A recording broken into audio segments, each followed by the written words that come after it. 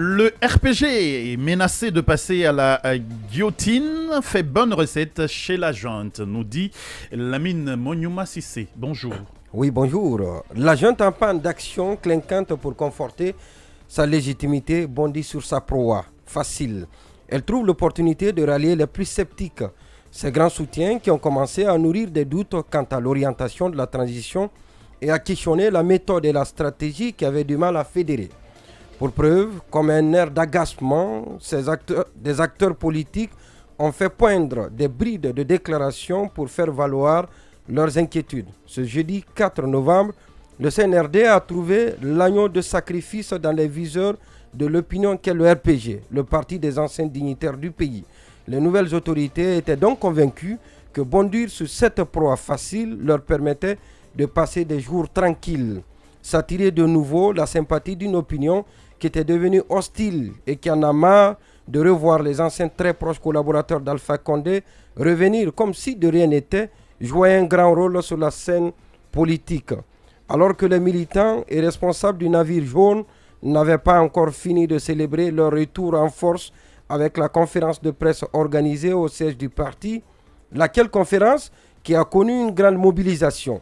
La junte douche cet espoir.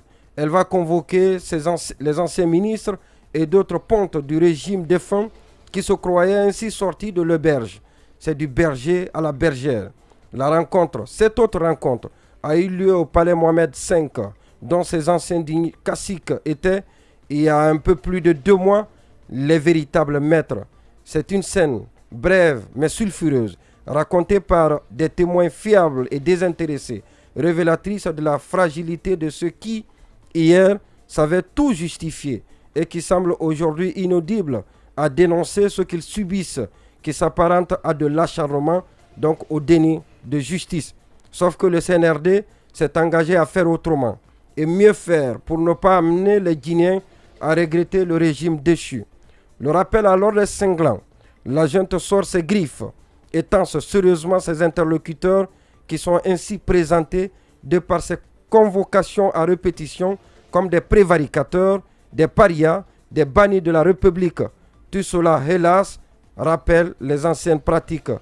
Comme si cela ne suffit pas, peu après la rencontre nuitamment, c'est un communiqué qui vient conforter la mise en garde sérieuse faite contre ces anciens dirigeants du pays, membres du RPG, qui se sont autorisés, sans avoir le quitus de leur maître, de briser le silence en menant comme si de rien n'était leurs activités politiques.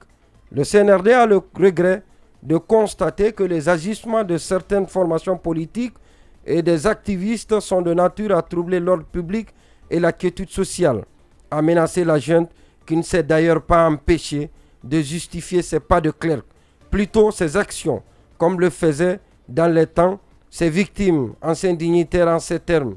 Il est important de rappeler qu'avant le 5 septembre 2021, les libertés publiques, individuelles et collectives des Guinéens avaient été totalement confisquées.